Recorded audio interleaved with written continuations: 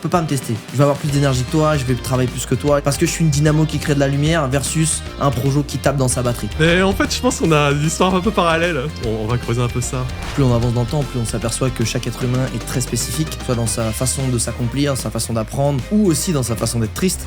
Les meilleurs voyages que j'ai fait, c'est des voyages où je voulais pas y aller. J'ai de très très bons souvenirs de voyages où je me dis jamais je mets les pieds là-bas, et fucking shit, c'était génial. Exactement ça. Bonjour à tous et à toutes, bienvenue dans ce nouvel épisode du podcast Que du numéro 10 agile.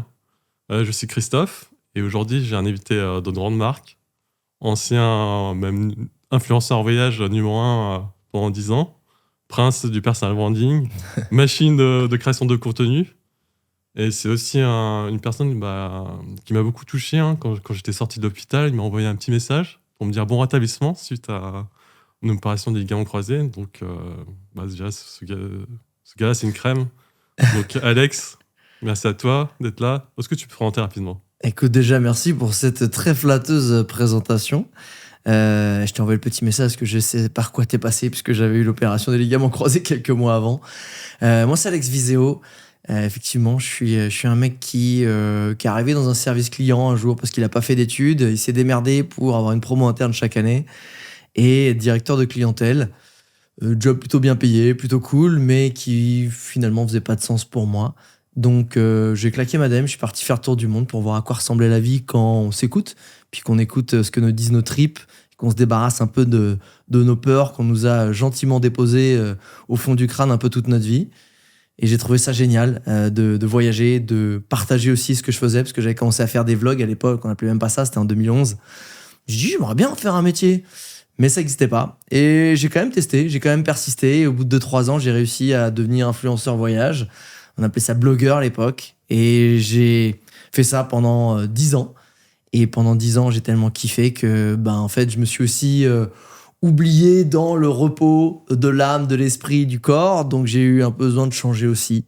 Et je me suis dit, ok, qu'est-ce que je peux faire qui est un peu moins demandant en termes d'énergie, de présence, etc., d'implication. Et du coup je me suis lancé le défi de transmettre ce que j'avais appris, que ce soit créer du contenu, rassembler une communauté, avoir de la présence sur les réseaux sociaux pour finalement donner de la visibilité à ce que t'aimes. Moi c'était le voyage, ça peut être n'importe quoi. Et du coup ça fait 3-4 ans maintenant que j'ai une plateforme où justement j'ai des formations sur le personal branding, sur comment trouver ses zones de génie, sur la productivité, sur tout ce qui m'a aidé, moi, à finalement vivre de ma passion. Et c'est ce que je transmets depuis 3-4 ans maintenant.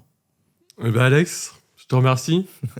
En fait, notre histoire, c'est pas une histoire commune. Ça commence en 2012. Ok, en 2012 ? Ouais, en 2012, okay. Tu vois, tu te rappelles même pas. Ça me brise le cœur. Non, je déconne. Non, moi j'adorais voyager aussi. Ouais. Et je te suivais depuis un moment aussi. Et moi, au départ, ma passion, c'était le Japon. J'allais tout le temps au Japon parce que voilà, j'aime bien les mangas, j'aime bien les animés, j'aime bien les jeux vidéo. Et à un moment donné, je me suis dit, ok, c'est cool, j'ai envie de voir d'autres choses. Et à force de te suivre, tu vois, ça... Je me oh putain, la Colombie, ça a l'air ouf. Taïwan, ça a l'air ouf. Nouvelle-Zélande, ça a l'air fou. Et j'ai commencé à t'envoyer des messages. À chaque fois, tu me répondais en plus. J'essaie de répondre au maximum de gens. Et ça m'a vachement influencé, tu vois. Et ouais, 4 ans après, j'ai fait moi-même le tour du monde. Donc je vais. T'es parti combien de temps, non ? Ouais, un an, ouais. Ça s'est très mal terminé. Mais pourquoi ? Bon, on en parlera après, attends. Ok, le mec fait des loops de story, tu faisais des hooks. Restez jusqu'à la fin, il va y avoir une sacrée anecdote. Mais en fait, je pense qu'on a des histoires un peu parallèles, tu vois. On va creuser un peu ça.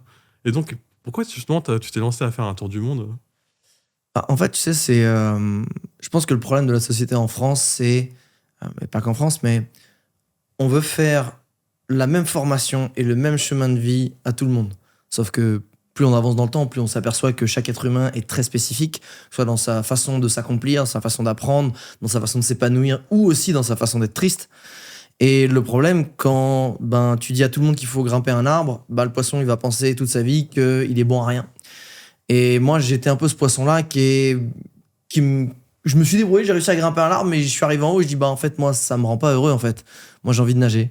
Et j'avais envie de voir à quoi ressemblait la vie quand justement t'écoutes pas les conseils de quelqu'un qui veut une autre vie que toi, tu n'écoutes pas les conseils de tes parents qui n'ont pas les mêmes objectifs que toi, parce que le principe de parents, normalement, c'est nous, on parcourt tout ça comme vie comme stabilité pour que toi, tu puisses démarrer ta vie là.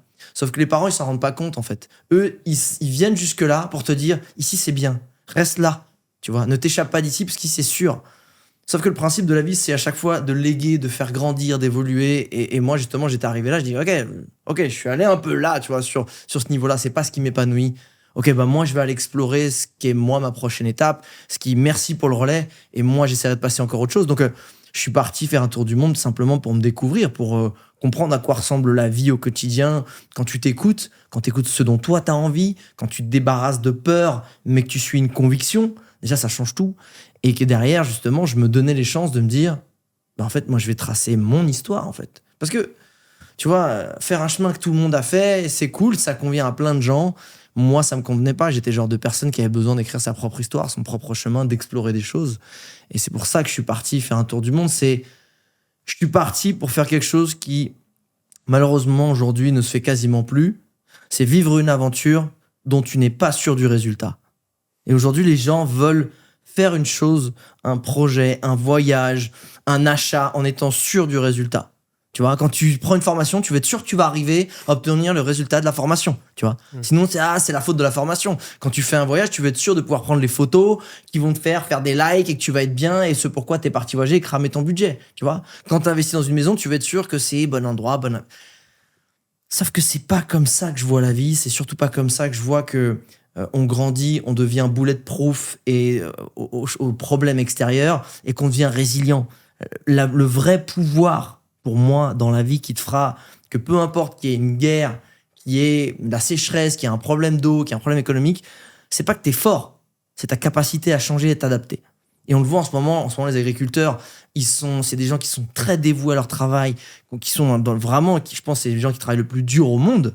Pourtant, c'est ceux qui ont le moins de retour sur investissement sur leurs efforts, parce qu'en fait, ils ne savent pas s'adapter aussi à une société qui est en train de changer. Et du coup, ils sont dépourvus, ils se disent comment on fait ? Ils veulent que le monde rechange pour que leur lifestyle et ce qu'ils font redeviennent adaptés. Or, ça n'arrivera pas. Et c'est ça qui est triste, c'est qu'il y a un shift à faire. Et moi, ce que je voulais, c'est ça. C'est être capable de me dire que peu importe ce qui se passe, je veux savoir de quoi je suis capable, comment je peux réagir et comment je peux m'adapter, évoluer et connecter dans un environnement où je connais pas la langue, je connais pas le pays, je connais pas les gens, j'ai pas mes potes que je peux appeler, genre en mode je suis en galère. Et c'est ça, je voulais savoir de quoi j'étais capable. En fait, je voulais m'explorer moi, je voulais explorer mes limites mentales, physiques et surtout aussi de connaissances et d'ouverture d'esprit. Ouais, je vois ce que je veux dire. Moi, j'ai fait le tour du monde un peu, déjà parce que tu faisais le clown sur les réseaux, tu vois, mais le clown, mais c'est façon de dire, tu vois. En fait, je te voyais kiffer ta life, en fait. Bien sûr. Je te voyais kiffer ma life, et moi, je bouillais, en fait. Pendant 15 ans, j'étais développeur, et je faisais toujours le même métier. Bon, j'étais pas malheureux, hein, tu vois, je pouvais m'acheter plein de conneries, plein de figurines, plein de chaussures. Je pouvais partir en vacances quand je voulais, tu vois, il n'y a pas de souci, tu vois. Ouais. Par contre, ça bouillait en moi. Je sentais en fait que je pouvais faire plus, mais je savais pas quoi, tu vois. Bien sûr. Et donc, quand je vois des personnes comme toi, tu vois, prendre la parole sur les réseaux sociaux et montrer leur vulnérabilité et montrer un peu l'envers du décor, parce que c'était pas tout en long kiff, hein, j'avais vu, tu vois. Et je me suis lancé, hein. Et la difficulté que j'ai vue, c'était l'entourage, en fait, quand j'ai pris ces décisions-là. Mes parents ils m'ont défoncé, mes amis m'ont dit mais qu'est-ce que tu fous et tout. Bien sûr. Et donc t'as aussi été confronté à ça? Pas du tout. Non, pas du tout. Non. Je pense que quand tes parents ou tes proches te soutiennent pas, c'est ta faute en fait. Parce que en fait, encore une fois, ils sont dans un schéma de vie qui n'est peut-être plus le tien. Et toi, tu veux que le gouffre qui vous sépare, ils arrivent à le sauter d'eux-mêmes, à trouver le chemin pour aller jusqu'à toi et comprendre. Sauf que c'est toi qui as fait ce grand saut. C'est à toi de construire le pont de singe, tu sais, le pont en corde, qui va les faire amener jusqu'à toi pour comprendre pourquoi tu fais ça, dans quelle démarche tu fais ça, qu'est-ce que ça va t'apporter. Parce que eux, c'est pas du tout leur sphère de vie. Et la plupart des gens qui n'ont pas des proches qui les soutiennent, c'est qu'eux n'ont pas fait l'effort de profondément expliquer, de profondément faire un transfert de compréhension, de savoir, de ouverture d'esprit. Parce qu'ils disent, vas-y, je fais ça, ça va beaucoup m'apporter. Mais je dis, mais t'es malade. C'est la sécurité. C'est ce pourquoi on s'est battu. Tu quittes le nid de pourquoi on s'est battu. En fait, tu nous manques de respect, en fait. On s'est battu pour toi et t'as un bon job et tu claques tout comme ça. Tu nous manques de respect. C'est un peu ça, en fait. Et tant que tu fais pas la compréhension de non, en fait, c'est vous êtes battus pour avoir quelque chose qui à l'époque était difficile. C'est la stabilité, c'est le confort. Sauf que quand tu démarres dans ta vie, dans une société où tu as la sécurité et le confort, c'est pas ça que tu vas chercher. Tu vas chercher la suite. Et la suite, c'est quoi? C'est l'épanouissement personnel. Concept qui est totalement obsolète quand tu es dans un camp de réfugiés ou que tu es dans un pays comme le Yémen ou la Somalie où tu veux juste trouver à bouffer. Tu vois? C'est juste des projets de vie de riches, en fait. Mais c'est pareil. Qu'est-ce qui va se passer quand toi, tu veux aller là-bas si les autres, ils comprennent pas, en fait? Bah, ils vont dire, t'es fou. Ils vont te dire comment tu vas faire. Ils vont te dire, mais personne l'a fait, etc. Donc, moi, j'ai pas eu de problème parce que j'ai fait que dire pourquoi je le faisais. J'ai fait que, dès que je sentais un truc, je dis, en fait, moi, ça va pas m'aller, en fait. Moi, un jour, je partirai faire le tour du monde. J'ai envie de comprendre ça. J'ai envie de savoir ce que c'est ça. J'ai envie de... Et quand tu réalises, quand tu mets, en fait, tu sais, tu fais ces colonnes de est-ce que je le fais, est-ce que je le fais pas, c'est pour, contre. Tu t'aperçois qu'en plus, quand t'es un mec blanc, que t'as fait un peu d'études et que t'as moins de 30 ans, si tu veux, la colonne des contre, il y en a pas beaucoup, en fait. Parce que si t'es pas trop con, que tu te bouges le cul, t'as tout pour retrouver un job, en fait. Donc, en fait, t'as zéro risque. T'as que genre, je vais au casino et j'ai une chance sur deux de gagner. Et au pire, je repars avec ma mise. Ce qui n'arrive jamais. Et tant que les gens, ils ont pas compris ça, en fait, l'avantage, c'est que le casino, l'État, la société, il va se gaver sur les gens. Et le jour où les gens, ils auront compris qu'ils peuvent aller braquer le casino, ça va être la folie. Ah, franchement, ça me donne des frissons, tu vois. Ça me rappelle la belle époque où vraiment tu cartonnais, mais tu vois, quand je te voyais tout le temps créer du contenu, tout le temps te mettre en avant en ligne, tu vois, je me suis dit, comment tu gères la charge mentale? Enfin, c'est de être chaud, non? Tu gères la charge mentale comme un addict de Fortnite. Ah ouais? Bien sûr. Un addict de Fortnite, il voit pas la charge mentale. S'il y a une partie qui se termine, il refait la suivante. Et en fait, il veut que ça. Qu'il se fasse kill ou qu'il ait gagné, en fait, il veut que jouer, le joueur de Fortnite. Pourquoi? Parce que ce qu'il kiffe, c'est jouer et qu'il kiffe tellement jouer que ça a un effet neutralisateur sur ses sensations, sur ce que les signaux que son corps lui envoie. C'est-à-dire la fatigue, la faim, la peur. En fait, quand t'es vraiment dans un tunnel de flow, de kiff, tout ce que tu dis, peut-être pas, je devrais pas faire ce projet, je devrais peut-être pas tenter, je devrais peut-être pas aller, je devrais aller me coucher. Tu t'en bats les couilles, en fait. Tu t'en bats les couilles parce qu'en fait, t'es tellement dans le plaisir de y a rien qui peut compter plus et que c'est génial et que je me sens bon et que je me sens progresser, je me sens dans ma zone, en fait, dans le flow, que t'as aucune raison d'arrêter. Et le problème, c'est qu'une partie de Fortnite, en général, ça peut durer longtemps, mais t'es quand même chez toi, tu peux quand même dormir. Quand t'es influenceur voyage, en fait, t'as en plus des changements de décor, t'es dans une addiction, en fait, ultra puissante qui fait que, comme un addict, je sais pas, à l'alcool, à la coke, qui sent pas les effets de la faim ou du sommeil, t'es un peu dans ce côté-là, en fait. Tu sens pas ta fatigue, t'as l'impression que t'es indestructible parce que t'es sous hormones de kiff et de joie et de puissance en permanence, ce qui fait que tu t'écoutes pas. Donc, comment tu gères la charge mentale? Tu l'arraches, en fait. Tu lui mets un gros coup de tête à la charge mentale et t'envoies, en fait. T'envoies jusqu'à temps que tu puisses plus. Et ce qui c'est souvent le cas chez les créateurs. T'as beaucoup de burn-out de créateurs parce qu'en fait, le principe, normalement, à l'époque, les artistes, les créateurs, c'est des gens qui peignaient sur des mois, des années qui... Tu sais, quand on parlait de l'artiste avant, l'artiste, c'est le mec qui est un peu un... Tu dis, c'est un peu le branleur. C'est un branleur. C'est un mec qui avait compris l'artiste offline, que ce soit un sculpteur, un dessinateur, que ce soit un mec qui fait la peinture, il va se dire, je vais peindre, et là, je vais attendre, je vais me prendre un bain, je vais fumer une clope, je vais parler à les copains, pour que je me régénère, en fait, et pour que toute ma vie, je puisse être peintre. Le créateur de contenu digital sur Internet, en gros, le gars, il est en mode, je dois passer très vite devant. Si je ne crée pas, je n'existe pas. Donc, en fait, lui, il crame tout de suite.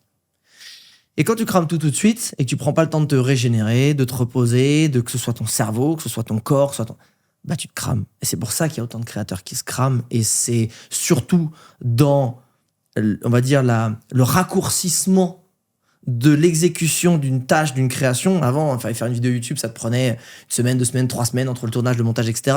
Aujourd'hui, un réel, tu peux l'éclater en 1 heure ou 2. Donc, tu as cette addiction qui est encore plus forte. C'est-à-dire que là, si j'ai 1 heure, je peux éclater un truc, je peux faire un truc. Et donc, tu arrêtes encore moins, en fait.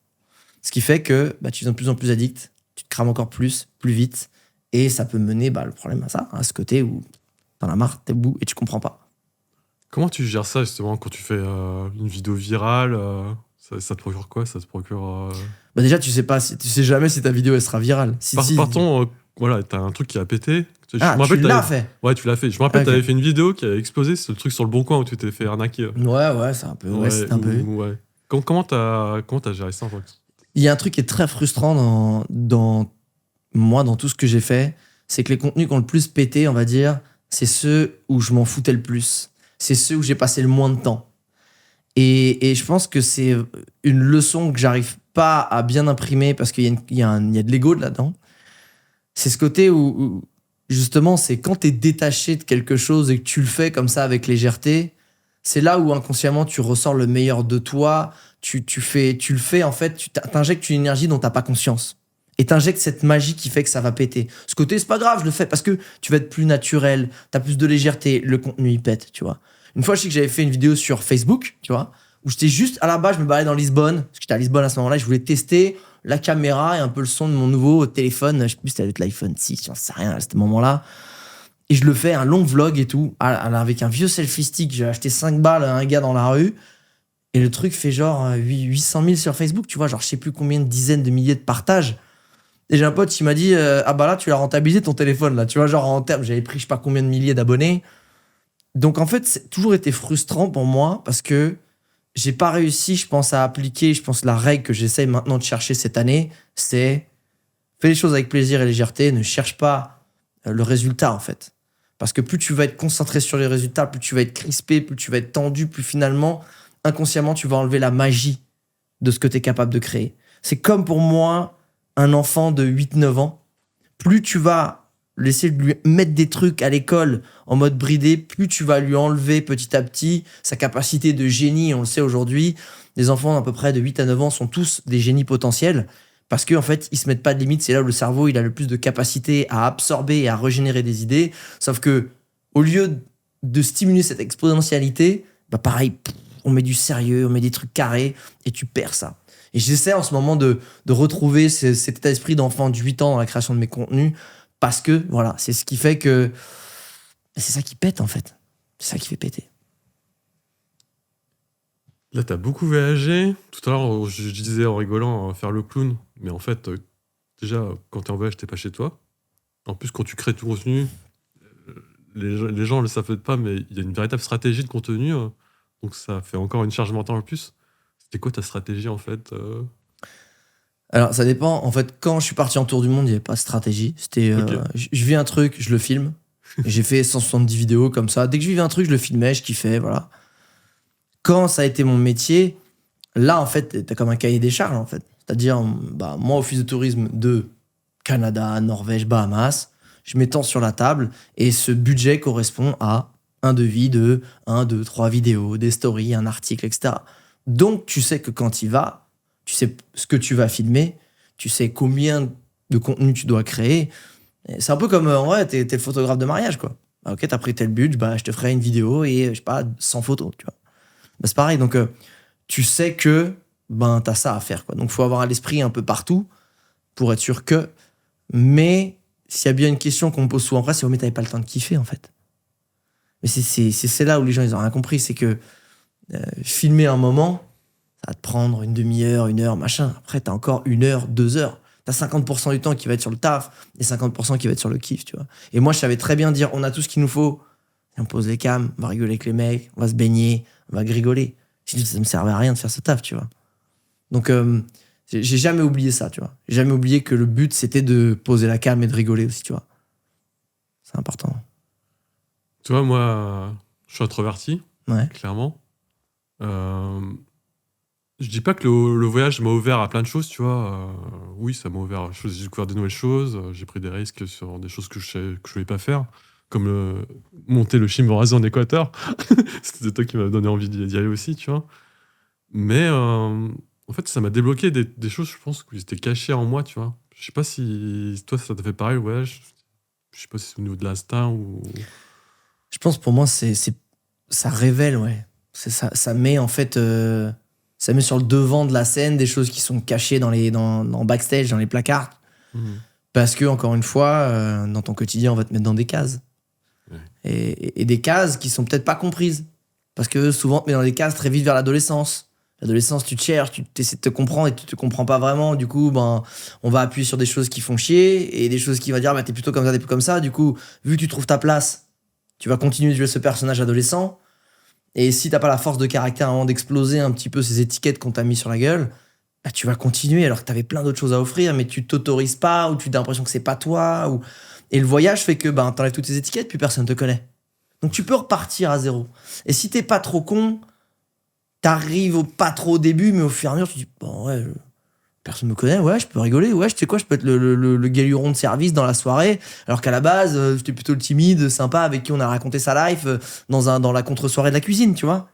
Et c'est ça qui est beau dans le voyage, tu peux toujours te réinventer, parce que tu repars de zéro, et le fait de repartir de zéro, c'est un côté très négatif de, mais c'est fou, faut faire des contacts, tu vois, les gens, ils savent pas. Mais non, en fait, c'est formidable, t'es dans un think tank de vas-y, je vais réfléchir qui je suis et je vais me retester jusqu'au moment où tu comprends ce qui t'est naturellement, là où tu t'amuses le plus, là où les choses tu t'amuses moins, où ça te fatigue. Et le voyage te permet de te révéler, en fait. Et c'est pas une légende, c'est connu et c'est vrai.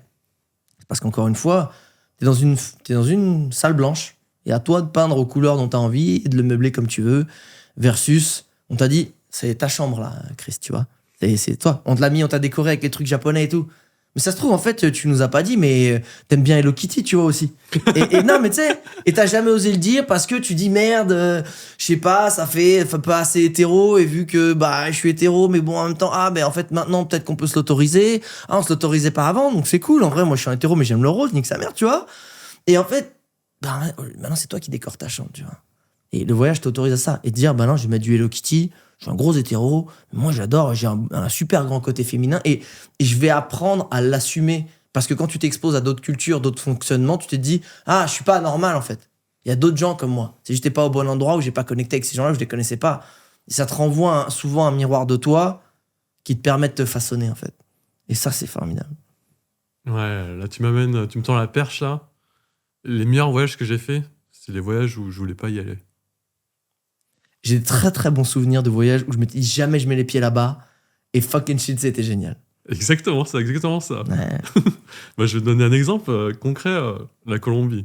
Ça, c'est ta faute. Hein. quand j'ai dit à ma mère, je pars en Colombie avec des potes et tout, elle m'a dit, mais t'es malade. Tu sais qu'elle m'a même envoyé son prêtre pour me dissuader de pas y aller, c'est tu vois. C'est pas vrai. Je te jure. Et en fait, le prêtre, il est venu me voir, il me dit, c'est génial, Christophe, et tout. En fait, il dit, vas-y, fais-le, moi, j'ai jamais pu le faire. Kiffe ta life et tout, mais vas-y, y a pas de souci, tu vois. Au début, il m'avait questionné pourquoi je voulais y aller, tu vois, et après, voilà. Ouais.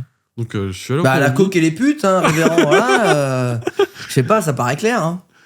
Et donc, je suis allé au Colombie, et quand j'ai pris l'avion, déjà, j'ai fait l'erreur de débutant. Donc, à chaque fois, tu essayes de gagner de l'argent, tu vois, enfin, d'essayer d'économiser. Donc, je me suis dit, ok, je vais gratter 200 €. Je vais arriver au Venezuela, en fait. Je vais arriver au Venezuela, après, je prends le bus, tu vois, j'ai déjà regardé un peu. Arrivé au Venezuela ? Ouais, je suis allé au Venezuela, tu vois, et j'ai pris... et puis, tu sais, j'ai suivi les blogueurs voyage et tout, tu vois, et je me suis dit, après, il y a le bus, tranquille, ça va me revenir 50 balles, ou je sais pas quoi, tu vois, enfin, c'est tranquille, tu vois, je suis pas loin de la frontière, en fait, tu vois. Ok. Mais tu t'es fait braquer, non ? Exactement. Ouais, c'est normal. Je me suis pas fait braquer. En fait, comme je suis allé un peu en mode clown, en touriste, tu vois, je savais pas qu'ils prenaient pas la carte Visa, tu vois.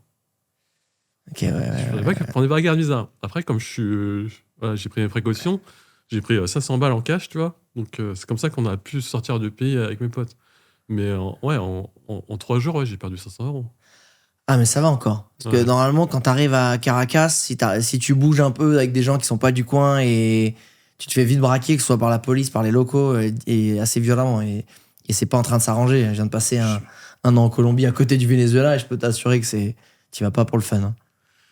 Moi, ça me disait quelque chose parce que j'étais allé au Panama et j'ai rencontré des voyageurs, tu vois. En fait, même mes situations, tu vois, au fur et à mesure des années, tu vois, c'est plus Instagram, c'est plus toi.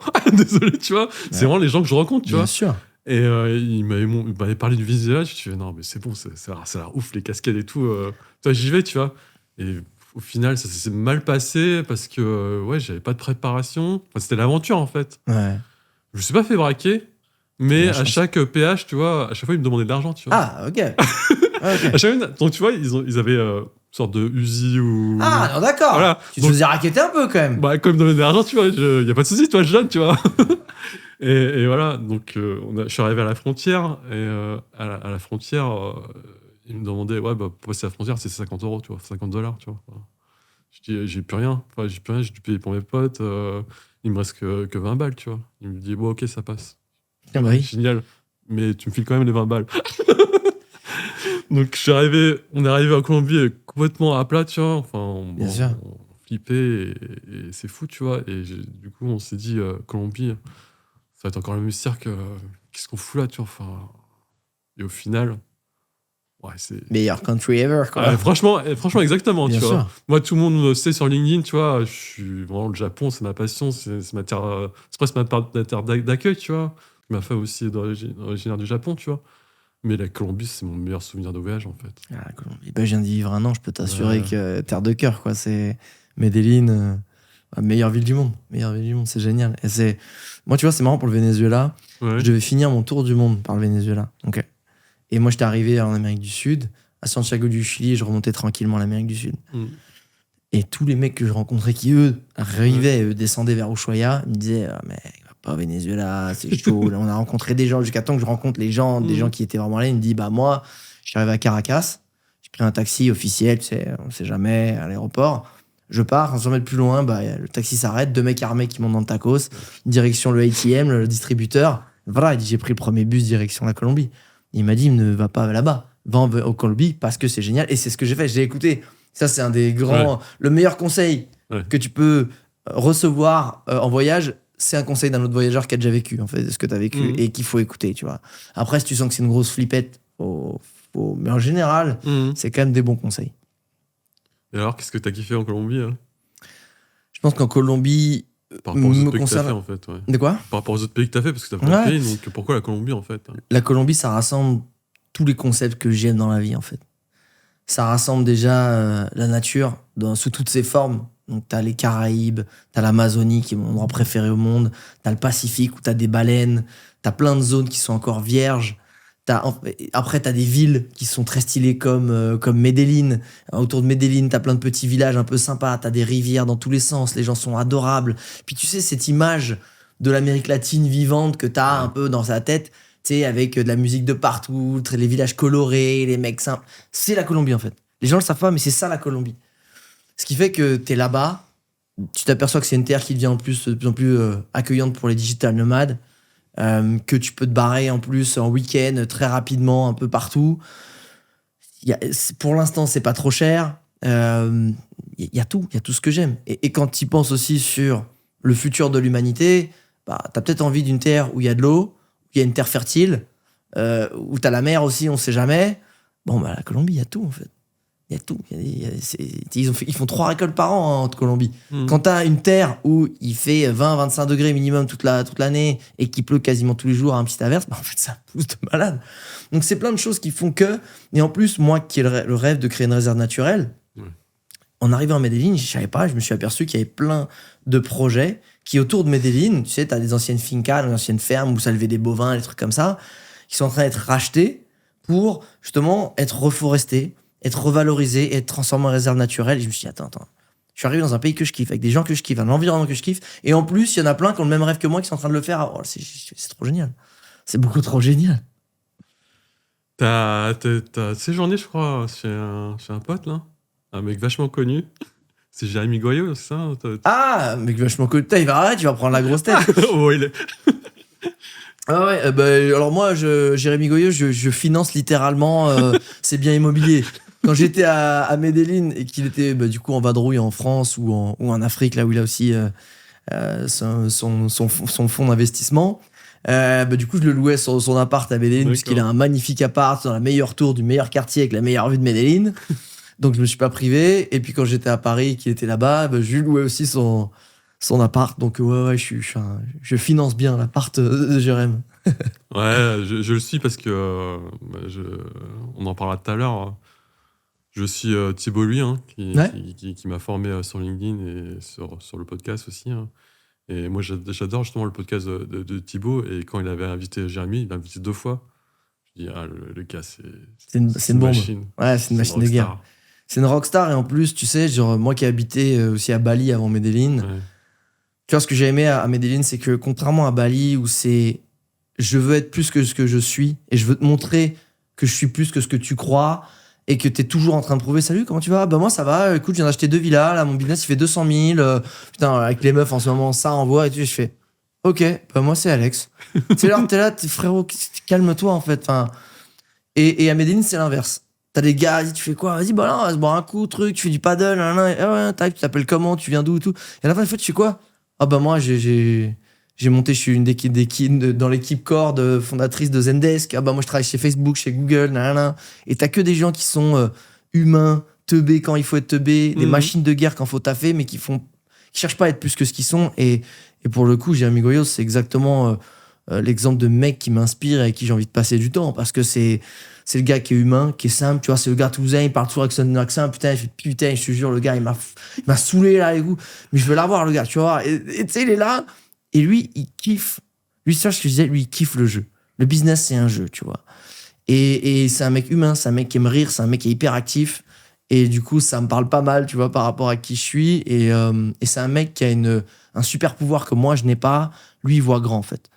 Lui, quand je lui parle, je fais peut-être interviewer, tu sais, faire un podcast sur tel type de truc. Il me fait OK. Putain, mais va interviewer le PDG de Total. Et en fait, tu sais, tu te dis tellement c'est impossible que lui, il se met pas d'impossible. Et je pense que c'est des gens comme ça qu'il faut s'entourer. C'est des gens qui sont assez fous pour croire que c'est possible, qui finissent par le faire, en fait. Et du coup, bah, comme tu dis, t'es dans leur sillage. Et pour tracer son propre chemin, au début, c'est cool d'avoir un brise-glace, en fait, au début devant toi. Parce qu'après, tu vas aller dans un petit fjord qui va être que toi qui va y aller, mais si t'as un brise-glace devant, t'es bien, tu vois. Tu dis, wow, putain, tu as accès à des choses où tu pensais pas possible, en fait, grâce à eux. Et Jérémy, il en fait partie, clairement, c'est un ouf. Ouais, bah là tu me tends la perche, passons dans l'entrepreneuriat et tes projets après l'influence voyage, t'as arrêté, hein, Ouais. t'as arrêté. Pourquoi une raison t'avais arrêté? Enfin, je le sais, mais si tu pouvais rappeler. Bah, en fait, déjà, j'ai toujours voulu être mon meilleur exemple, tu vois, et incarner ce que je dis. Tu vois, je vais pas devant une formation d'un truc que j'ai pas accompli moi-même. Ces gens, ils font une tonne d'oseille avec des choses qui sont apprises et ils te disent comment le faire et ils se font beaucoup d'argent juste en te disant comment eux, ils ont appris à le faire mais qu'ils n'ont pas vraiment fait eux-mêmes, tu vois. Et en fait, le truc, c'est que, bah, j'étais plus ce voyageur. Moi, je donnais aux gens l'envie de voyager parce que je me dis, on fait un crédit auprès de la planète pour se dire, je m'ouvre l'esprit, je me rends compte à quel point elle est belle, elle est fragile, pour mieux être un meilleur citoyen du monde, que ce soit dans sa façon écologique de vivre, que ce soit dans son comportement vis-à-vis des voisins, dans la haine de l'autre, justement, d'atténuer ça. Puis je m'apercevais que le crédit devenait... le taux d'intérêt était devenu beaucoup trop élevé quand tu voyais toutes les catastrophes climatiques et je savais pas trop comment faire à ce moment-là, comment me positionner. Et plus la fatigue de toutes ces années qui commençaient à me retomber dessus, bah, je sais pas si t'as déjà essayé de résoudre un problème complexe quand t'as 2 heures de sommeil, c'est pas facile. Bah, c'était un peu ça. Donc je dis ok, j'arrête en fait. J'ai pas la solution, j'ai pas l'humilité de dire attendez les mecs, attendez, on va arrêter de prendre l'avion là, on va aller là. Non, j'ai cramé du kérosène. Je pense honnêtement que c'est pas ça le problème de prendre l'avion, hein, du tout le problème de la pollution, le changement climatique. Hein. Je pense qu'il y a des choses bien plus graves. Chacun doit balayer devant sa porte. Moi c'était celui-là. Mais j'ai arrêté pour ces raisons. Ouais. J'étais plus mon meilleur exemple. J'arrivais plus à incarner les valeurs qui pour moi étaient belles et essentielles. Je voyais que le tourisme avait un impact négatif d'une certaine façon. Et moi aussi, j'étais crevé, en fait. J'étais crevé pas de voyager, mais de refaire toujours la même chose, tu vois. Et c'est ça qui m'a fait m'arrêter. Drastiquement et instantanément. Du jour au lendemain. Ouais, après, t'es passé dans le personal branding. Ouais. C'est quoi le personal branding? Personal branding, c'est ta capacité, en fait, à te créer une image de marque, la plupart du temps sur les réseaux sociaux, qui va te permettre, en fait, d'avoir de la visibilité, encore une fois. Et cette visibilité... bah, tu peux la mettre où tu veux. Si tu as de l'attention et de la visibilité, tu fais ce que tu veux dans la vie. Tu vends un produit, tu vends un coaching, tu peux avoir des contrats, des opportunités, on t'ouvre les portes de lieux qui ne devraient pas. Enfin, tu fais ce que tu veux. Et quand, finalement, c'est donner le pouvoir à chacun de ce qu'il est capable de faire et de ce qu'il mérite. Donc, si tu es prof de yoga et que tu n'as pas de clients, tout à coup, si tu as de la visibilité et de l'attention parce que les gens, tu leur as montré que tu étais une personne sympa avec une méthode un peu intéressante aussi et humaine, ben, en fait, tout à coup, t'es prof des cours de yoga où il y avait personne, tu vas avoir des gens. Et moi, j'ai voulu faire ça. Pourquoi ? Parce que quand justement j'ai fait cette transition, je me suis posé la question la plus profonde, enfin deux, qui sont qu'est-ce que je sais faire et qu'est-ce que j'aime faire. Tu vois, c'est pas facile. Hein. En fait, ça paraît con comme question, mais c'est pas facile à y répondre. Non. Et qu'est-ce que j'aime faire? En fait, moi, j'aime les gens à réaliser leurs rêves. Parce que je me suis aperçu quand tu vis une vie où t'essayes de réaliser tes rêves, rien que d'essayer, c'est un bonheur incroyable. C'est pas facile, mais t'as le sang qui bouillonne. T'as plus besoin d'être devant un écran pour avoir ta dopamine. Tu te la produis. C'est incroyable. Et après, je me dis, qu'est-ce que je sais faire? Et ça, c'est pas facile à répondre à qu'est-ce que je sais faire.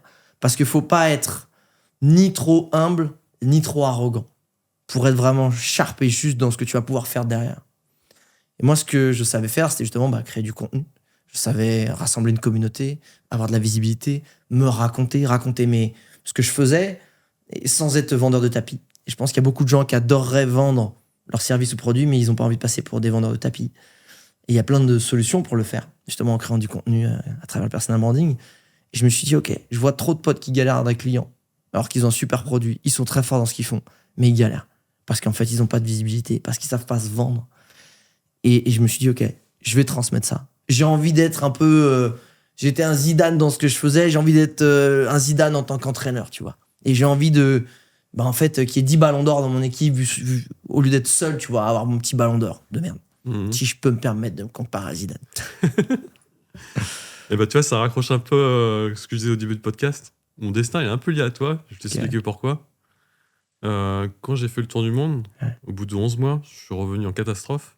Parce que j'ai eu un accident de scooter all house. Et donc, fin du tour du monde. Comme j'avais fait un congé sabbatique, je suis revenu chez mon employeur. Comme je t'avais dit, j'étais développeur pendant 15 ans. Et chez mon employeur, je suis resté 5 ans. Et là, je reviens. Qu'est-ce qui se passe? Toute l'équipe s'est barrée. En 10 mois, il y a eu turnover. Plus de potes, plus rien. Voilà. Donc, le client, il y a tout ça à développer, c'est en retard. Oui, mais on n'est plus que 3, tu vois. Donc avec mon chef, on s'est dit, il faut rebâtir une équipe, tu vois. Et on s'est fait coacher par des coachs, ce qu'on appelle coach agile. Donc, une nouvelle méthode de travail et tout, et compagnie. Et donc, on a rebâti une équipe sur le long terme. Et moi, ils m'ont proposé le poste de Scrum Master. Scrum Master, c'est quoi? Je suis le coach de l'équipe, je suis le leader de l'équipe, mais je ne développe pas. C'est bien ça. Je ne développe pas. Tu vois, je fais la mise en place tactique, je résous tous les problèmes politiques de com ou d'organisation. Je suis au charbon, tu vois. Donc, ça me plaît. Et mon coach de l'époque, il m'avait dit oui, Christophe, il a la pétence pour ça. Je sais pas si c'est à cause des voyages. Il va vers les gens, il n'a pas le cerveau dans sa poche. Quand il y a des problèmes, il cache pas au top management. Donc, il essaie de négocier ou dire qu'il y a des merdes, hein, des fois, voilà. Donc voilà, le voyage, ça m'a apporté ça. Ça m'a apporté je me suis orienté, en fait, dans un boulot plus humain. Et du coup, depuis, je kiffe, tu vois. Et c'était pas suffisant, en fait. C'est pas suffisant parce que, voilà, il y a toujours des problèmes de budget, la crise et tout. Donc, t'as des problèmes de budget, tu vois. Et mon chef, il me dit, bon, voilà, on va squeezer le budget de l'équipe parce qu'il n'y a plus de thunes, tu vois. J'ai dit, ouais, mais on fait tant de CA, le client est content. Enfin, non, c'est pas juste. Moi, je suis un peu à fleur de peau, tu vois. Je dis, non, il n'y a pas de raison, tu vois. Enfin, on apporte le cash et le client est content. On peut pas se laisser faire, tu vois. Il m'a dit, ouais, faudrait qu'on s'améliore dans la com, tu vois, mais on est nul. Mais écoute, je vais me former, enfin, on va pas se laisser faire, tu vois. Et donc, qu'est-ce que je vois? Je scroll Instagram, je vois Alex Viseo. Ah oui, bon, il a arrêté les voyages, tu vois. Personal branding, tu sais que c'est quoi ce truc? Donc, je vois tes stories. Ouais, storytelling, ikigai, enfin, introspection. Je fais, putain, mais c'est ça qui me faut, en fait. En fait, ce mec-là, 5 ans avant, tu vois, j'ai fait le tour du monde. Et là j'ai un problème avec mon équipe, tu vois. Et en tant que leader, il faut que je trouve un moyen de lever les obstacles, tu vois. Putain, go. J'ai fait ta formation, en fait. Brander Impact. Ouais, Brander Impact. Et quand, je sais pas si tu te rappelles, Brander Impact, tu vois, il y a des sessions avec toi. Ouais. Et à chaque fois, tu venais nous voir, faut que c'est par groupe, tu vois. Et à chaque fois que tu venais nous voir, tu vois, moi, je disais rien, tu vois. Enfin, moi, je suis introverti, je disais rien, j'écoute, tu vois. Mais...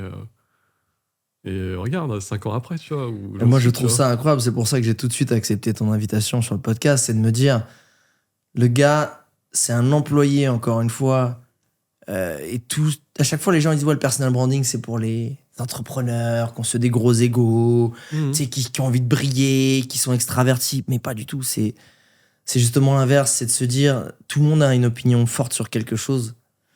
Et si tu as l'attention et la visibilité, ton opinion aura du poids. Et du coup, si tu as du poids, même au sein de ta société, tu dis voilà ce que je peux apporter, voilà les choses. Et avec des chiffres, avec tu vois, des stats. Bah derrière, en fait, tu vas te faire écouter. Et comme tu dis, tu vas reprendre le pouvoir, même au sein d'une société dans laquelle tu es juste employé.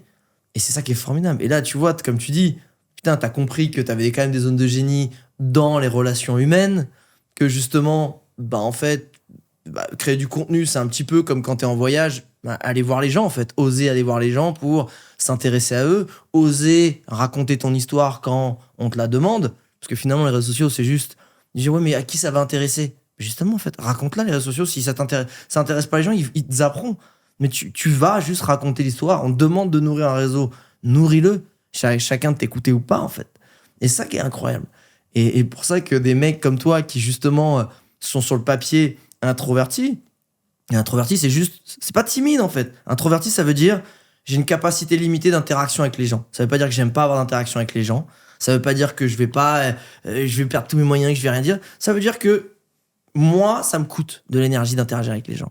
Terminé. Mais par contre, ça va être qualitatif, ça va être intéressant, etc., etc.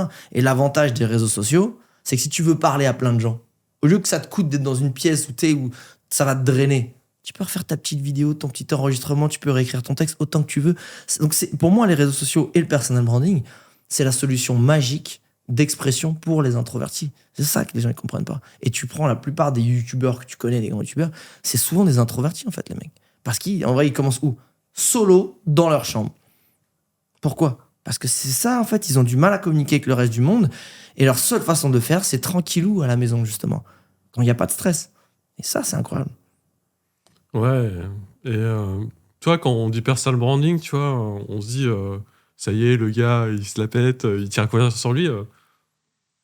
Non, enfin, moi, je me suis servi plutôt. Moi, au départ, je voulais pas aller sur LinkedIn ou faire des podcasts, hein. C'était juste pour sauver le budget de mon équipe et voilà. Donc, j'ai aussi inscrit mon équipe à un concours interne, tu sais, du meilleur projet innovant et relations clients, juste en interne, tu vois.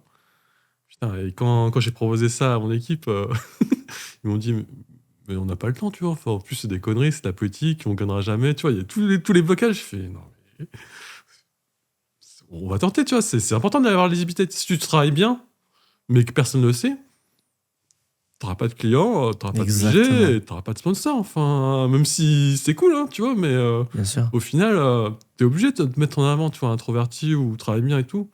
C'est super important. Et bon, dans l'impact, ça m'a apporté, c'est se mettre en avant sans frimer, tu vois, et sans faire le mytho, tu vois. C'est juste mettre en avant comment t'es, ton savoir-faire et comment tu bosses, tu vois, et attirer les gens, tu vois. Enfin. Mais le problème, c'est que c'est pareil. La création de contenu, ou le personal branding, ou le business, les mecs qui ont un gros ego, ils ont niqué ça, en fait.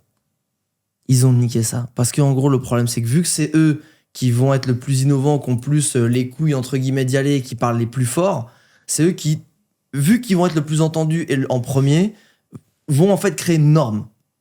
Et c'est pas ça la norme. Pas parce que eux ils sont en premier et crient le plus fort que c'est ça la norme, en fait.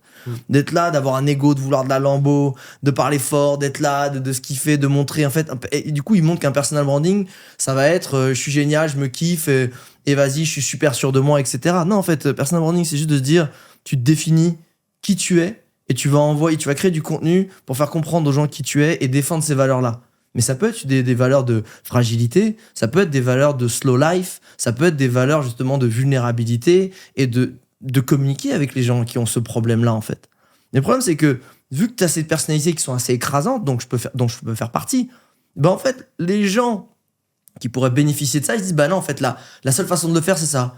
Faut gueuler, faut être machin, faut avoir un gros ego, je me sens plus fort que toi, j'ai plein d'oseille. Mais il peut y avoir un mec qui cartonne en disant tu gagnes 4000 balles par mois, je vais te montrer comment vivre ta meilleure life sur tous les plans, avec 2-3 000 balles par mois, j'en sais rien, tu vois. Et tu peux être calme et introverti. Et en fait, tu t'aperçois que oui, ceux qui font bien ce taf-là dans cette thématique, ils ont plein de followers parce qu'il y a plein de gens que la Dubaï à Lambeau, enfin la Lambeau à Dubaï, ça leur correspond pas. et que eux, ce qu'ils veulent, c'est une vie simple, mais ils ont aussi envie de s'exprimer, d'être entendus. Et ça, c'est ça le problème. Les grandes gueules et aux gros égos, ils niquent tout, en fait. Des mecs comme moi, ils ont tendance à tout niquer. Parce qu'on va être les premiers, parce qu'on va parler les plus forts. Et du coup, après, on crée une norme, alors que c'est pas une norme. C'est juste la minorité bruyante. Et les gens, ils se rendent pas compte qu'ils peuvent aller prendre une part de cette visibilité et redéfinir la nouvelle norme, qui va être la leur. Et c'est ça qui est à la fois beau et triste, en fait. C'est que t'as toujours les mecs qui foutent le bordel en premier, qui font le plus de bruit. C'est pas forcément les gens qui font les meilleures choses ou qui partagent les plus beaux messages. Ouais, mais tu vois, il lance un mouvement, tu vois. Il lance un mouvement et ça peut sortir des trucs de fou. Ouais, attends, mais c'est toujours pareil. C'est ceux qui savent pas que c'est impossible ou qui croient qu'ils sont capables de réaliser l'impossible qui y arrivent. Tu vois ? Donc le problème, c'est que ça peut inspirer, mais ça peut faire peur. Surtout quand tu te compares. Donc le truc, c'est que ça montre un chemin, mais si t'es pas aussi téméraire qu'eux, tu vas avoir peur d'y aller. Versus revenir au corps même, l'ADN de ce que c'est de créer du contenu, d'avoir de la visibilité, d'oser se mettre en avant. C'est quoi ? C'est être fier de qui on est, comprendre d'abord qui on est avant d'être fier, tu vois, et d'en parler, en fait, tout simplement. Ouais. C'est ça le truc. Et quand tu marches dans la rue et tu sais que tu as un bon personal branding, c'est pas pareil. Pourquoi ? Parce qu'en fait, au-delà même de ce que ça va t'apporter en business, quand tu marches dans la rue et tu sais qui t'es, que t'en es fier, tu te pas entendre t'auto-flageller ou te comparer en disant que t'es moins que, la vie elle est plus belle. Et quand tu parles en plus de ton business, de ton activité, de ta passion, avec clarté, conviction et encore une fois fierté, mais ta vie elle est pas pareille. Même dans un cocktail, dans un resto, dans un truc, c'est pas pareil. Versus tu fais quoi ? Moi je travaille dans une boîte de tech, je fais un truc management et tout. Moi, je suis manager Scrum. Et grâce à moi, en fait, c'est toute l'équipe de tech qui fonctionne bien et on prend du plaisir. Et du coup, grâce à cette technique, là, typiquement, la boîte où j'étais, on l'a relevée, en fait. Et on a attiré plus de clients. Tu vois, c'est la même chose, sauf qu'il y en a un qui est pas fier, qui a pas pris le temps de comprendre la valeur de qui il était, ce qu'il apportait, et un autre qui en était fier, qui a compris et qui en parlait, qui le partageait.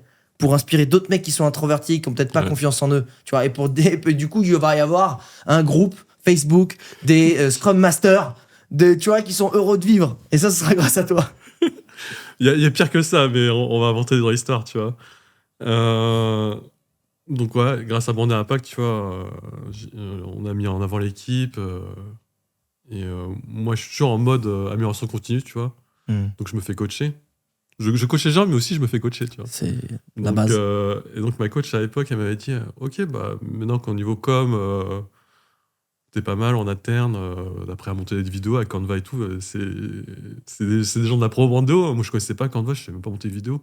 Il me dit, mais regarde, avec Canva c'est facile à faire et tout. Et du coup on a utilisé ça pour faire des vidéos. Et franchement, trop fort, quoi. Et ça m'a trop apporté. Et donc ma coach, comme elle aime bien me donner des coups de pied aux fesses, tu vois, pour pas rester dans le statu quo, elle m'a dit, ok, maintenant qu'en interne c'est cool en com, pourquoi tu t'attaques pas à LinkedIn ? J'ai fait... LinkedIn, le réseau professionnel où tout le monde te juge et te voit. Et... ouais. Et il m'a dit, mais parce que tu vois, quand t'as fait ton tour du monde, t'avais ton blog de voyage, tu vois, et j'ai lu d'une traite, tu vois. Et je dis, Steph, j'ai l'impression que t'aimes bien écrire, tu vois, je pense que tu peux partager les choses sur LinkedIn. J'ai fait, ok, je suis pas confiant, tu vois, mais je vais t'écouter, tu vois. On va suivre ton instinct. J'ai commencé sur LinkedIn à poster. Je comprenais rien sur le réseau, tu vois. Et dans Brando, on n'en parlait pas trop de LinkedIn, c'était un truc plus sur le fond et générique, tu vois. Enfin, plus générique. C'est sur toutes les techniques de compréhension de comment créer du contenu, dans quelles conditions. Exactement. Mais ça va pas dans la spécificité. Exactement. Parce que je voulais que ce soit justement intemporel. Et peu importe le réseau social qui explose, tu comprennes comment l'aborder, en fait. Ouais, c'est exactement ça. Et d'ailleurs, je continue, petite parenthèse, j'ai pas fini. Mais parce que en fait, je reviens en fait. Ah bah. Tu vois, là, je suis revenu dans le chapitre comment grossir son audience, tu vois. Bien sûr. Et c'est pour ça que t'es là. Je vois que tu l'appliques à merveille. Frida, c'est le chapitre Frida. Et ouais, donc pour revenir à l'histoire, donc sur LinkedIn, je dis, je comprends rien, c'est chaud. Enfin, les gens ils sautent des lignes à chaque phrase, tu vois. Enfin, je comprends rien, tu vois, ils font des selfies, je comprends rien du tout, tu vois. Donc je me suis dit, ok, voyons voir ce qui marche, en fait. Donc, tu me disais, ouais, les gros et tout, mais moi, les gros, ils m'ont aidé, en fait. Enfin, ils m'ont aidé. Parce que je sais pas comment ça marche. Donc, j'ai commencé à suivre Thibaut, lui. Ouais. Et j'ai commencé à lire tous ses contenus. Je me suis dit, Lucas, c'est un cow-boy, en fait. Enfin, on est dans un réseau social, il sort des blagues, il critique la SNCF. Enfin, qu'est-ce qu'il fait, tu vois. Enfin, c'est pas possible, tu vois. Bon. Grâce au VH, j'ai essayé de juger les gens, tu vois. Je me suis dit, on va voir sur le long terme. Ouais. J'ai continué à lire son contenu au quotidien, tu vois. Je me suis dit, le mec, il est trop fort, en fait. Le gars, il est trop fort, en fait. Et il parle business, il invente ses trucs sans les vendre, en fait, tu il vois. applique un des principes essentiels de la création de contenu, c'est qu'il faut être clivant. Moi, là où je suis pas assez bon, en vrai, c'est là. Je suis pas assez clivant. Parce que c'est là où, par exemple, un mec comme Trump, il est incroyablement smart. Parce que ce qui est fort, c'est soit tu l'adores, soit tu le détestes. Et il n'y a rien de mieux pour ressortir et avoir de la visibilité. Si tu veux de la visibilité, en fait, tu veux qu'on parle de toi. Soit en très bien ou soit en très mal. Mais si tu parles en très mal, tu vas parler de lui, en fait. Et lui, il s'en fout, en fait, que tu parles de lui en très mal, parce que si tu partages pas ses idées, tu l'intéresses pas, en fait. Par contre, si tu partages ses idées, il veut que tu sois très soudé avec lui. Et c'est le principe de n'importe quel mec ou personne qui crée du contenu, qui a un business. Ce que tu veux, c'est très vite repousser les gens qui vont te faire perdre du temps et ton énergie, qui vont rien t'acheter. Et tu veux attirer très fort et retenir les gens qui sont ta cible, qui vont potentiellement t'acheter quelque chose et qui vont te faire vivre et à qui tu vas apporter de la valeur. Et il y a un principe, c'est le principe de tribu. Et le principe de la tribu, c'est de se dire, c'est les méchants, c'est ma tribu. Et donc, qu'est-ce que tu partages en général en commun pour rassembler ta tribu? C'est des choses, des images arrêtées, des idées arrêtées sur des thèmes. Ça, c'est comme ça, c'est pas comme ça. Tout ce qui est pas comme ça, c'est de la merde. Donc, tous ceux qui sont dans ma tribu, ça, c'est de la merde, tout ce qu'ils pensent. Nous, on est comme ça. Ouais! Parce que du coup, vu que t'es clivant, on va t'attaquer sur tes idées clivantes. Du coup, qu'est-ce que ça va produire comme effet? Bah, tu vas rassembler encore plus. Quand tu te fais attaquer, chacun se rassemble. Quand il n'y a pas d'attaque au village, bah, c'est comme Astérix, tu vois. Il va s'engueuler avec le poissonnier, avec le forgeron et tout. Là. Par contre, il y a les Romains qui arrivent, brac, on fait qu'un et on les termine. Bah, c'est le principe, en fait. C'est exactement comme ça. Et Thibaut, il est très fort, Thibaut Louis, pour ça. Lui, il va poser ses couilles, c'est comme ça, c'est clivant, t'aimes pas, ta gueule, je m'en fous. Et c'est exactement comme ça qu'il faut le faire, en vrai. Et surtout, si t'es quelqu'un qui, dans l'idée, partage des choses plutôt positives et saines, ce que j'encourage toujours quand même, en fait, t'as pas à avoir honte, en fait, d'être fier de ce que tu partages. Je comprends ce que tu dis, hein, mais je suis un peu moins d'accord. Ouais. Dans le sens où j'ai encore les blocages. Mais moi aussi. Mais... c'est pas mon truc d'être client, tu vois. Mais par contre, je me suis dit, ok, Thibaut, il est client. Moi, pour l'instant, je peux pas encore. Oui, mais tu as vu, c'est que tu peux pas. T'as pas dit que c'est que tu. C'est pas dit que c'est bien ou pas bien. C'est si tu étais capable de le faire, parce qu'en fait, tout ce qui te manque, c'est un peu plus de confiance en toi, de besoin de légitimité, et de sentir que, ok, vas-y, tu sais quoi, j'ai plus ce syndrome-là qui me pèse dessus. Le jour où tu y arriveras, tu diras, cette technique-là, dans le management des développeurs, c'est de la grosse merde. Et en fait, c'est cette technique-là qu'il faut appliquer. Mais tu le fais pas parce que tu dis, à qui je suis pour penser ça, etc. T'as pas envie d'avoir le foudre des haters. Et c'est normal. Et moi, je suis quand même quelqu'un qui, parce qu'il a voyagé, j'arrondis les angles. Je comprends que la vie, elle est faite de nuances. Je comprends que la vie, tu vois un problème, t'es persuadé d'avoir la vérité en le regardant comme ça, mais en fait, tu le regardes comme ça. Ah putain, c'est plutôt un problème. Et c'est plutôt ça ta vérité, tu vois. Et le problème, c'est que j'ai tellement voyagé que j'ai du mal à être clivant. Parce que je sais très bien que parfois, plus t'es persuadé d'avoir raison, plus tu vas avoir tort, en fait. Ouais.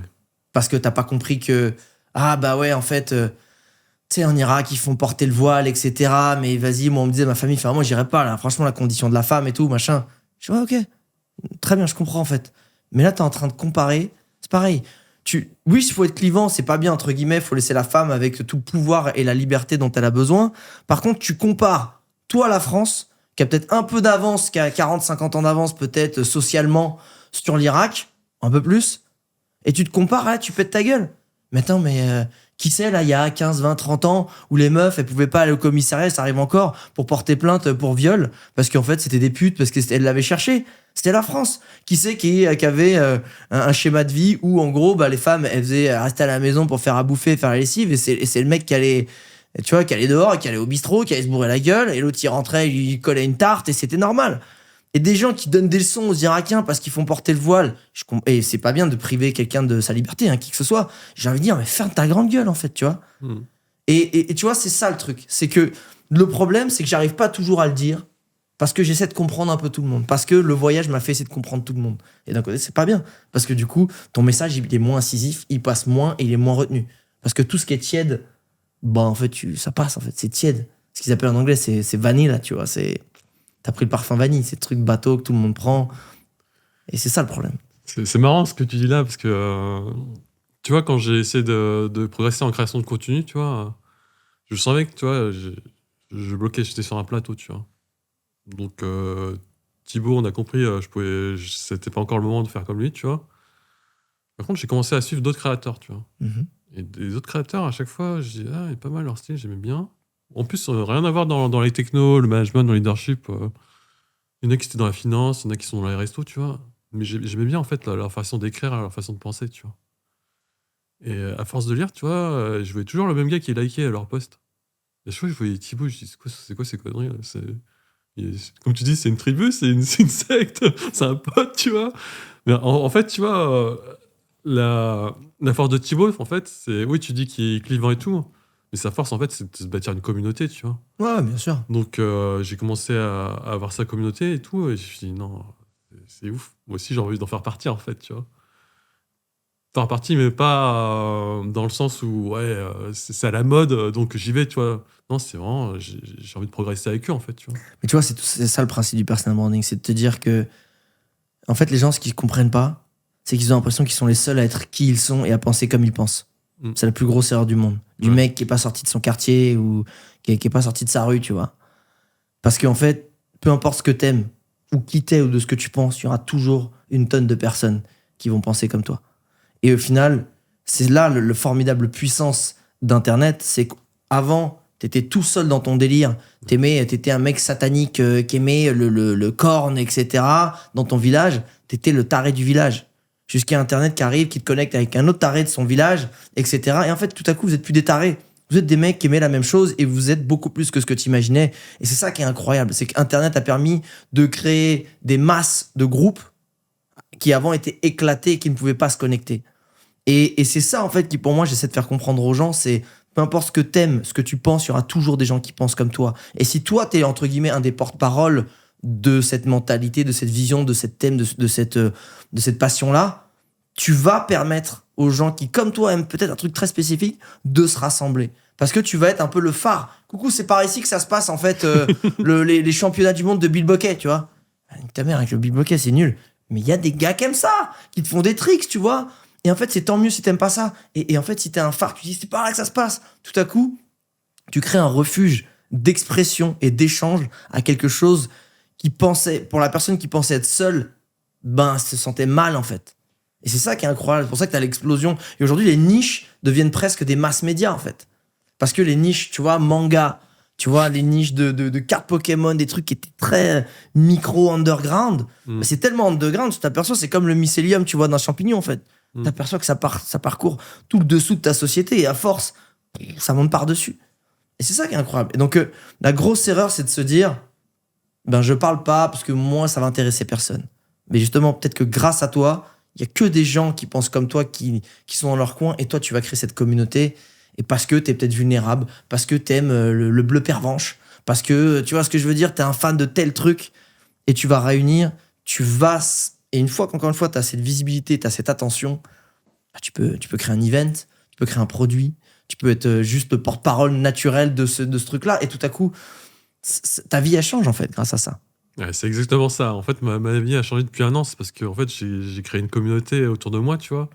Tu vois, il y a juste une dizaine de personnes. Mais putain, ça donne tellement la patate au quotidien, tu vois. Enfin, c'est fou, hein. Et ça, c'est encore toi qui m'as inspiré, hein. C'est parce que, tu vois... Merci.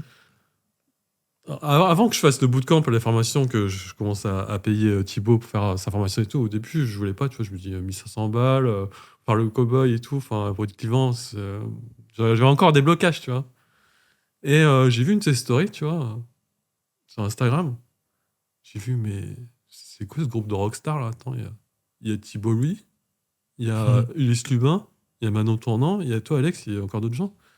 mais c'est un truc de fou. Enfin, c'est quoi là? Qu'est-ce qu'ils font, tu vois? Et quand tu vois les stories, en fait, vous êtes en train de brainstormer sur vos business, sur comment progresser, en fait. Vous donnez l'avis de chacun pour essayer de step up, tu vois. Je me suis dit, en fait, c'est ça qu'il me faut, en fait. Bien Enfin, sûr. si je veux progresser sur LinkedIn ou T'es en sur autre train de me chose. dire qu'il faut que je demande une rétrocommission à Thibault Louis, c'est ça? Putain.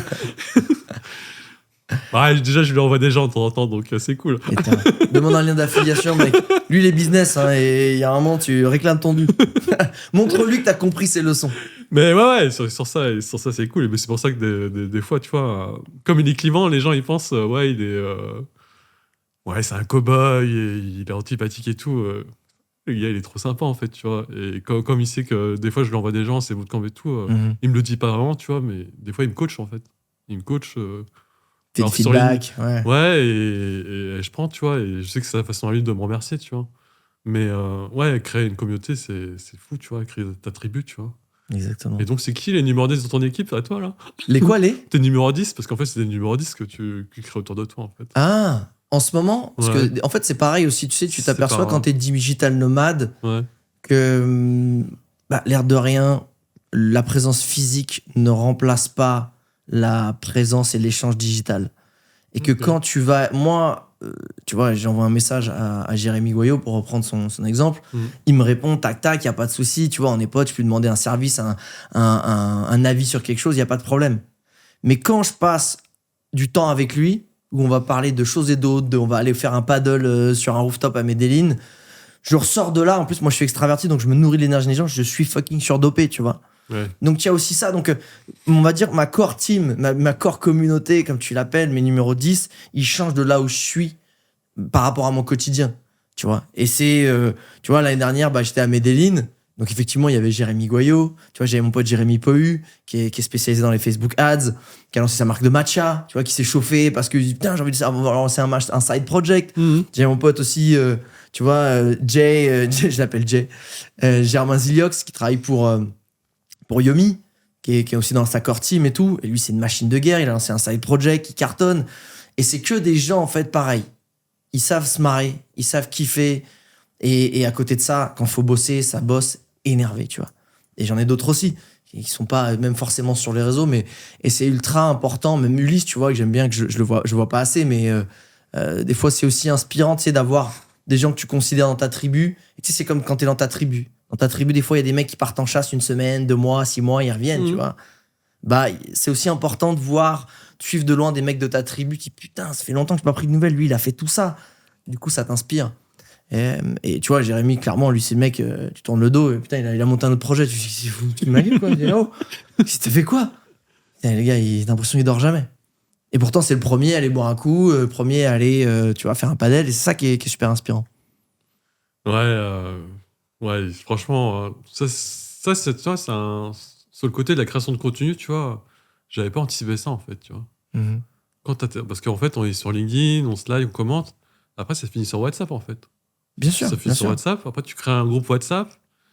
Et c'est pas genre, ah, aujourd'hui, j'ai fait 2 millions, aujourd'hui, j'ai fait 10 000, tu vois, par jour. Non, non, non. Des fois, c'est, ok, là, j'ai une idée de post.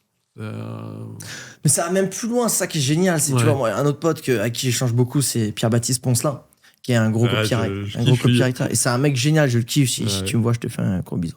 Et les autres aussi. Et tu vois, on se raconte beaucoup aussi nos lives. Ouais. Pourquoi ne pas parler pro aussi et parler autre chose? C'est parce que, vu qu'il comprend ma réalité, parce qu'il a un peu le même lifestyle, en tout cas, tu vois, le même état d'esprit, ses conseils vont m'être beaucoup plus utiles que quelqu'un qui est en CDI, qui n'a pas la même réalité, qui n'a pas les mêmes envies, ni les mêmes peurs, ni vécu les mêmes choses. C'est pas que c'est une moins bonne personne, c'est juste que, tu vois, t'es dans l'aérospatial, t'as un pote dans l'agriculture, c'est peut-être mieux de demander tu vois, des potes à l'autre paysan à côté que ton pote dans l'aérospatial. Des fois, c'est intéressant, mais au quotidien, qui va te comprendre mieux qu'un autre paysan qui comprend ton quotidien? Là, c'est un peu pareil. Et c'est pour ça que ça sert, en fait. C'est que moi, j'aime bien avoir cette communauté, tu vois, de potes avec qui, ouais, non, en termes business, t'en penses quoi, etc. Mais genre, oh putain, là, j'ai un down niveau, je suis perdu, ou tu vois, genre, je suis un vide, etc. Je suis en telle condition. fais pas. Et tu sais, c'est juste une prise. Et des fois, tu t'écoutes, t'as pensé à ça? Peut-être ça te ferait du bien, je te connais un peu. Ah, ouais, c'est pas con. Vas-y, je vais tester, tu vois. Et ça fait du bien, en fait. Ça a pas de prix aussi, tu vois. Cette tribu, comme tu dis, de gens qui te comprennent, en fait. Et ça c'est rare. Ouais, par contre. Parce qu'en plus, en vrai, l'entrepreneuriat, c'est une fucking traversée du désert. Et c'est à toi de te créer tes oasis. Tu vas être là, les gens, ils pensent que ouais, c'est trop cool, on est là, on part. Non. L'entrepreneur, c'est t'es tout seul dans ton délire. Et quand t'as une équipe, t'es encore plus tout seul. Parce qu'entre guillemets, t'es soutenu par ton équipe, mais t'es seul, entre guillemets, avec ta prise de décision. Donc si tu te crées pas des oasis où tu vas aller respirer, rigoler, prendre des conseils, etc., mais tu te crames, en fait. Et c'est dur. Et tu te sens seul. Et c'est pour ça qu'il y en a qui craquent, c'est à cause de ça, en fait. C'est l'isolement. C'est comme les seniors. C'est l'isolement des seniors, l'isolement des entrepreneurs. C'est pareil, je pense qu'il y a un truc à faire, peut-être. T'es passé par cette étape-là ou... Ouais, je suis passé par cette étape-là. Après, moi, je suis quelqu'un qui aime être seul et qui a besoin d'être seul. Je suis toujours... moi, je vais nourrir d'énergie des gens. J'adore être avec des gens, mais j'adore être seul. Je suis fils unique, donc j'ai été... tu vois, mon enfance a été de solitude, tu vois. Moi, quand je rentre de l'école, je suis seul dans ma chambre. Terminé. Il n'y a pas de... Mes parents, ils ont taf, ils ont des trucs à faire, donc t'es solo. Donc finalement, ça te crée cet espace de respiration, de silence. Il est presque nécessaire. Donc ça m'a jamais trop dérangé. Ce qui est dur, c'est qu'effectivement, quand ce silence, il est perturbé par le vacarme mental, qui est un bazar mental, en fait. Et des fois, la seule façon de faire du tri et du rangement, c'est d'en parler. Et là, ça fait du bien, effectivement. Bah, comme t'es à Medellin, t'es à droite à gauche, c'est pas compliqué des fois. Enfin, en fait, t'es en train. Si je raccroche, en fait, t'as des tribus selon là où t'es, en fait, géographiquement, Ouais. tu vois. Ça va pas te poser des problèmes à un moment donné, parce qu'il y a peut-être des gens que t'as laissés en route qui t'ont pas suivi. Ou C'est pas des amis, ça. Non. Non. Tu sais, c'est comme... t'as cette seule... En fait, il y a un truc qui est beau, c'est que quand tu fais partie de la tribu, comme t'es du même sang, Ouais. t'es content que l'autre, il s'épanouisse. Et qu'au Ok. contraire, s'il y a un des mecs de ta tribu qui est parti explorer tel coin, peut-être avant toi, qui te dit c'est bien, viens, c'est chiant, mec. Et peut-être que toi, tu vas être là, c'est toi qui vas lui dire. Donc en fait, il y a pas ça. C'est ce côté où la tribu, c'est au contraire, c'est appelle-moi si t'as besoin, donne-moi des news, ça me fera plaisir. Si tout va bien, tant mieux, tu vois. On se retrouve, on peut pas. Sinon, et ça, c'est comme mes amis, en fait. Des gens qui, ouais, t'appelles pas, tes trucs. Je peux pas. T'as appelé, toi? Et tu vois, ces derniers temps, ça, c'est un truc dans ma vie. J'ai beaucoup été le mec, justement, moi, quand on est potes, tu vois, genre, j'ai beaucoup de connaissances, j'ai très peu de potes, tu vois.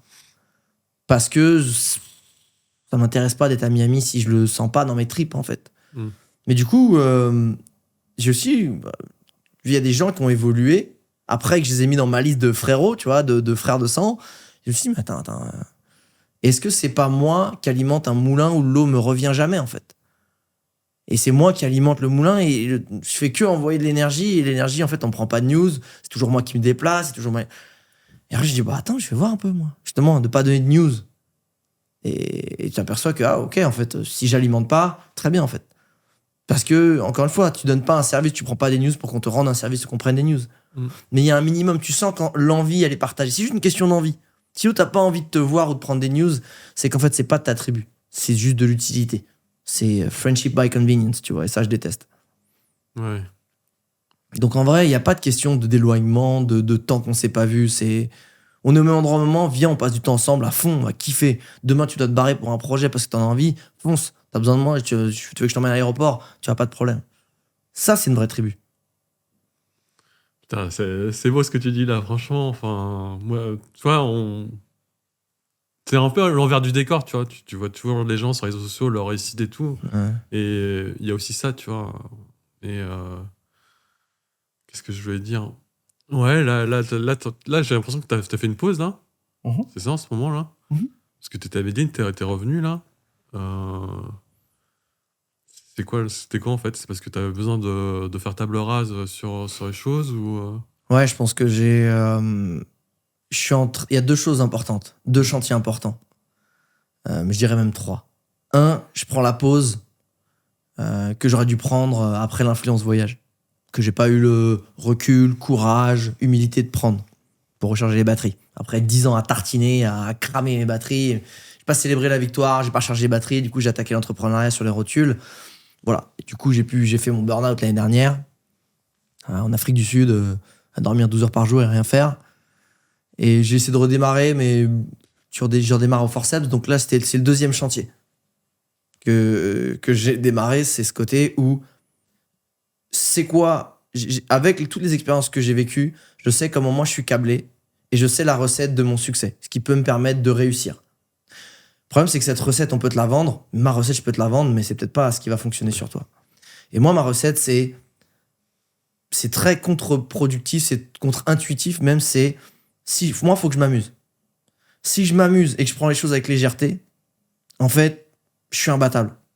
Tu peux pas me tester. Je vais avoir plus d'énergie que toi, je vais travailler plus que toi, je vais être plus là, parce que je suis une dynamo qui crée de la lumière versus un projo qui tape dans sa batterie, tu vois. Et le problème, c'est que t'as beau connaître ta recette, ta potion magique, tu t'en éloignes. Parce que justement, des fois, t'es à côté d'autres ingrédients et tu vas diluer. Et tu vas t'apercevoir que t'as rajouté des ingrédients qu'il fallait pas et t'as plus cette potion magique. Parce que du coup, j'ai voulu faire des stratégies, j'ai voulu être sérieux, j'ai voulu faire des plannings, des trucs comme ça, qui font que ça a créé du sérieux, qui font que je suis transformé d'une dynamo en projecteur avec une batterie, et la batterie était vide, et du coup, je prenais plus de plaisir. Et que quand je suis un mec qui s'amuse, ne m'explique pas pourquoi, je me transforme en fait, tout ce que je veux, quand je m'en détache, ça vient naturellement à moi et en plus grande quantité que si je l'avais. En fait, j'ai la même relation, je pense, à l'argent et au succès qu'avec mes ex, tu vois. C'est plus je les suis, plus ça me fuit, plus je les fuis, plus ça me suit, tu vois. Donc en vrai, quand je suis détaché du succès, de l'oseille, de trucs, de tout ça, j'en ai plus que ce que j'aurais imaginé. Quand je me concentre sur... Et pour moi, la vie de toutes les expériences mentales, physiques, émotionnelles, psychédéliques que j'ai pu faire, ça me ramène toujours à la même chose. Et ce qui est fou, c'est que c'est en plein devant la gueule des gens en permanence et personne n'y prête attention et donne le poids. C'est concentre-toi sur l'instant présent et le reste viendra. Fais les choses du mieux que tu peux maintenant, tout de suite. Et vu que une vie n'est qu'une succession de 24 heures enchaînées, si tu fais attention dans tes 24 heures à ce que chaque heure, minute, tu sois là et que tu fasses les choses bien, être bien, c'est pas que travailler. C'est de se dire, ok, je vais pas scroller, tiens, je vais aller dormir. Tiens, je vais boire un peu d'eau. Plutôt que m'enfiler 3 aspégiques parce que je suis cassé, tu vois. C'est de se dire, je vais lire.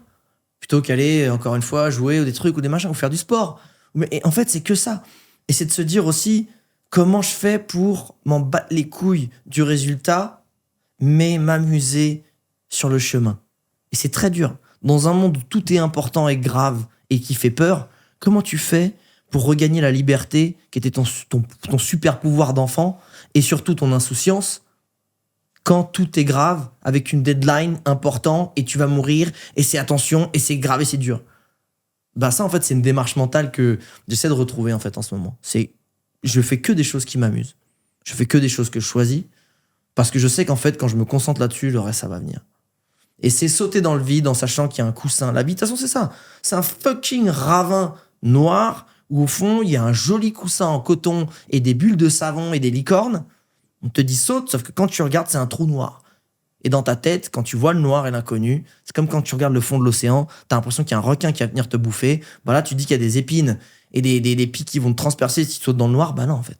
Je te le dis, la vérité, c'est ça. Saute, fais les choses bien, concentre-toi à bien planer et tout va bien se passer. Mais sauf que tant que tu vois pas le fond, vu que tu vois pas le fond, ton subconscient, il va flipper. Et dès que tu paniques, tu vas te raccrocher à des choses factuelles, précises, lourdes. Et tu perds la magie de ta créativité, de ta légèreté, de ton flow. Et moi, je l'ai clairement perdu. Et j'essaie de le retrouver. Et du coup, le 3e chantier, pour retrouver ça, c'est créer du vide.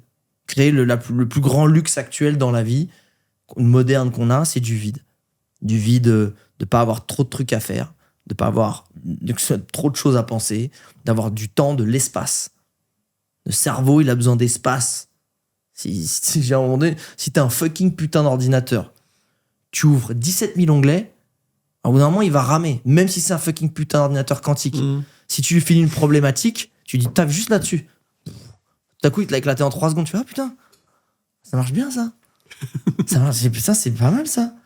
Et c'est trop dur, en fait. Parce que c'est trop tentant quand t'as un super ordinateur de lui faire plein de choses. Et c'est ça que je fais en ce moment. Ah ouais. Et donc là, sur une échelle de 1 à 10, sur l'échelle allez, du bonheur, là, t'es à combien là? Putain, il y a quelques mois, j'étais pas très haut, en vrai. Je devais être à 4-5. Tu sais, un truc un peu tiède. Ouais. C'est un truc un peu nul. T'es pas vraiment triste, donc tu peux pas éviter la tristesse et remonter. Ouais. Et t'es pas heureux non plus. Aujourd'hui, je te dirais, je suis à 7,5, tu vois. Je suis un bon 7,5. Je vais bientôt taquiner le 8. Je suis même largement à 8 en vrai. Je te dis ça, mais je suis bien à 8. Toute cette année dernière, je taffais en dilettante, en pro, mais je travaillais à fond sur moi en fait. J'ai fait beaucoup d'ailleurs d'expériences de plantes chamaniques, ce qu'on appelle chamaniques psychédéliques, donc qui sont des plantes médicinales traditionnelles d'Amazonie, que ce soit ayahuasca, que ce soit des champignons, que ce soit. Et j'ai fait aussi plein d'autres trucs, hein, de la méditation, etc. Mais tout ça pour me réaligner en fait. Et ce que je disais à un pote quand il me demandait comment ça va en ce moment, je dis je pense que ça y est. Je crois que j'ai réussi ma vie intérieure, tu vois. Ouais, je sais à peu près, je sais qui je suis, je sais ce qui va pas. Je suis plutôt archi bien dans ma peau maintenant. Et du coup, j'ai plus la pression j'ai envie de m'amuser maintenant à réussir tranquillement ma vie extérieure. Tu vois, avoir un peu plus d'oseille, avoir un truc cool, machin. Mais c'est bon. J'ai plus cette pression. J'ai plus cette, est-ce que, tu vois, je suis célibataire à 40 ans, est-ce que je vais finir seul? Est-ce que je vais avoir la maison dont je rêve? Est-ce que je vais faire je m'en branle, en fait. Tout ça, c'est que des bonnes excuses pour justement m'amuser en chemin. Tu vois. Moi, je préfère m'amuser 99% du temps, quitte à ce que le résultat final, je me plante et je sois malheureux à la fin, versus être triste, galérer, stressé tout le long du chemin pour qu'à la fin, je réussisse. C'est pas ma philosophie, en fait. C'est pas comme ça que je vois la vie. Je vois trop de gens autour de moi qui cannent, qui ont un AVC à 30 piges, qui tombent dans les escaliers, qui ont un accident de voiture pour me dire je trim maintenant et après, je serai tranquille. Je m'amuse maintenant, et en plus, si j'arrive à bien m'amuser, de toute façon, je serai tranquille. En fait, là, tu me fais penser à un archer, tu vois. Le mec avec son arc, tu vois, on va dire Robin des Bois ou je sais pas qui, tu vois. Il se concentre sur le muscle, son bras. Il touche la cible ou il touche pas la cible. On verra le résultat, tu vois. Par contre, il se concentre sur ce qui se passe, ce qu'il peut faire. Et voilà, en fait, il est détaché du résultat, en fait. Il est détaché du résultat, et après, si ça touche la cible, ok. Et en fait, tous les témoignages que je vois de gens qui m'inspirent, ils disent la même chose d'une façon différente. Et si je prends l'exemple de Matthew McConaughey, qui est l'acteur d'Interstellar, ou de Dallas Buyers Club, qui a gagné un Oscar pour ça, il dit bien en fait que il est devenu. En fait, avant, il se souciait de est-ce qu'il allait être apprécié, est-ce qu'il allait être validé par ses pairs, est-ce qu'il allait gagner des Oscars, est-ce que ce film allait faire un carton ou pas. Et il dit le jour où je me suis concentré sur chaque jour l'un après l'autre à me dire moi je suis payé pour être acteur, comment je fais pour être le meilleur acteur possible, comment je fais pour être un meilleur acteur possible, et il y a quelqu'un qui vient me maquiller. C'est mon rôle d'acteur aussi d'être sympa avec lui, d'être bien, d'être à l'heure. Et dit le jour où je me suis détaché du résultat et je me suis concentré moins sur faire bien les choses, c'est là où j'ai jamais eu autant de succès, de contrats et de récompenses. Et je pense que c'est ça le résultat, c'est concentre-toi sur le plaisir, parce que le plaisir t'amène dans le flow, et le flow te fait être la meilleure version de toi-même. Point. C'est rarement le stress et c'est rarement la pression ou l'autoflagellation qui t'y mène. Ok. Et niveau santé, sur 10, tu fais combien? En vrai, j'avoue, là, je suis en train de m'y remettre enfin à faire la rééducation de mon genou que j'ai pas faite. Les ligaments croisés, j'ai fait mon. Tu vois, là, c'est bien, mais ce genre de choses, c'est que ça m'a renvoyé les points où je suis médiocre, tu vois. La régularité, la discipline, je suis médiocre là-dedans. Et bah là, la rééducation d'un genou, quand tu le fais pas, t'es sanctionné, tu vois.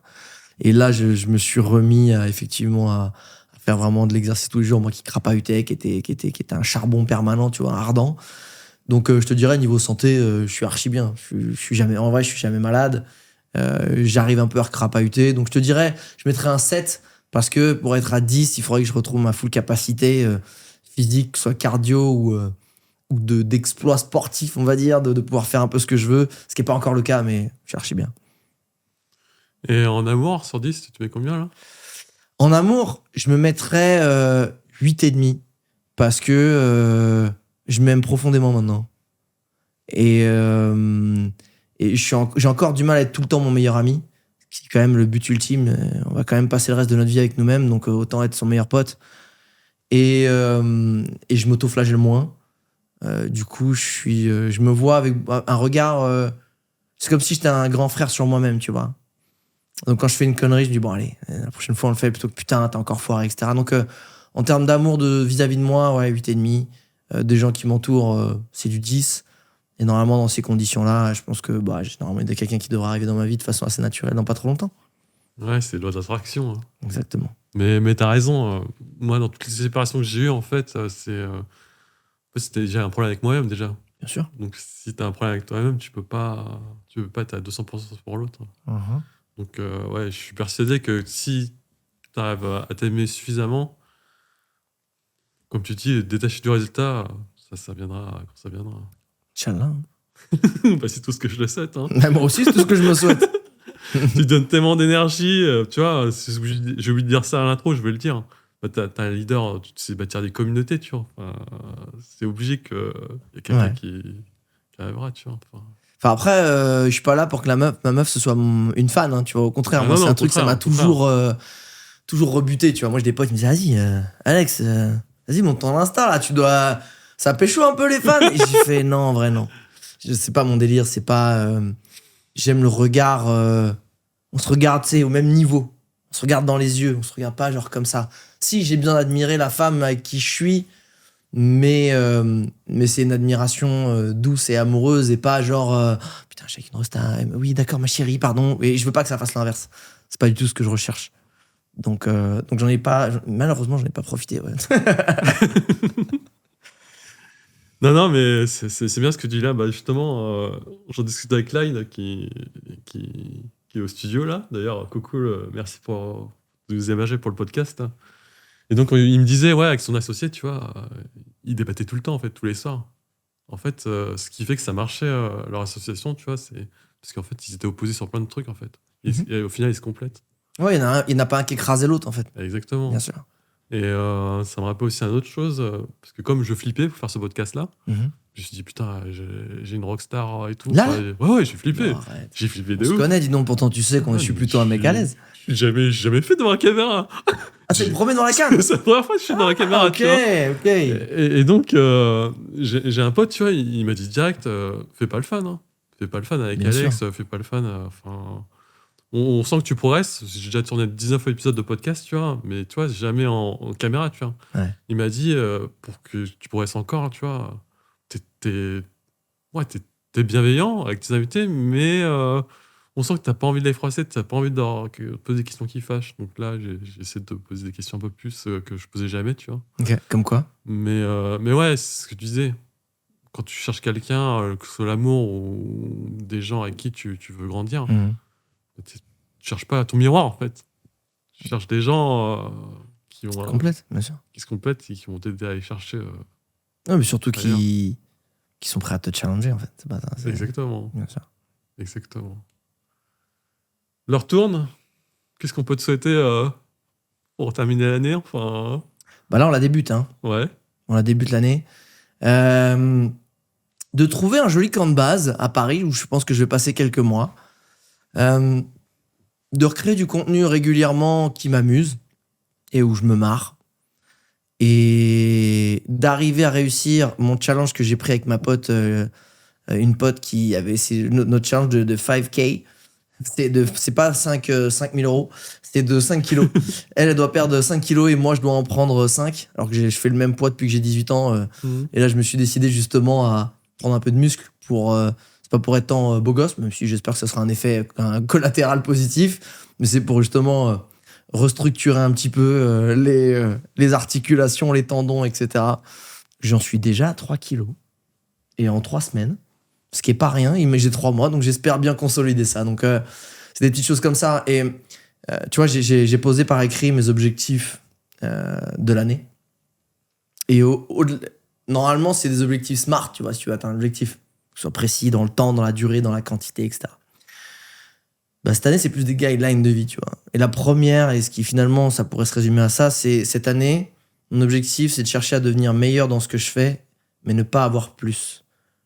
Je me focalise pas sur avoir plus, parce que c'est exactement comme ça que dans la vie, j'ai eu moins. Par contre, si je me focalise, comme je disais tout à l'heure, à être meilleur dans chacune des choses que je fais, bah forcément, en fait, j'aurai plus. Ce sera une conséquence naturelle.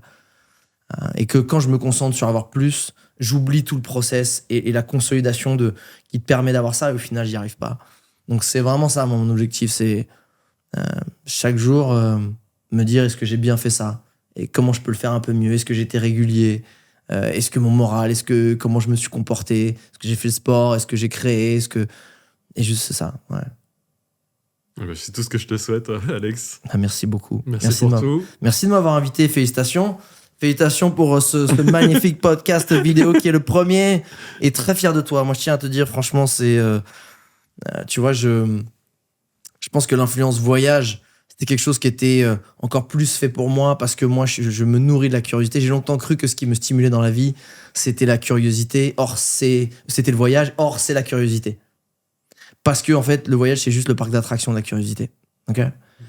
Oui. Et en fait, quand j'étais influenceur voyage, je recevais des messages, tu sais, de gens qui, comme toi, diraient « Je suis parti là grâce à toi, ça m'a shifté dans ma tête. » Mais d'avoir fait ces formations et d'être en contact direct dans les coachings, dans les échanges encore plus profonds, dans cette évolution des gens, tu vois l'impact, le petit moment que tu as joué à un moment donné positif dans la vie des gens, et ça, c'est incroyable en vrai. Et tu fais partie des beaux succès qui pour moi, sont pas tant de l'ordre professionnel. C'est dans l'ordre de je suis heureux d'être qui je suis, je l'assume, et je grandis en tant que personne, j'en suis fier, et je m'envole en fait.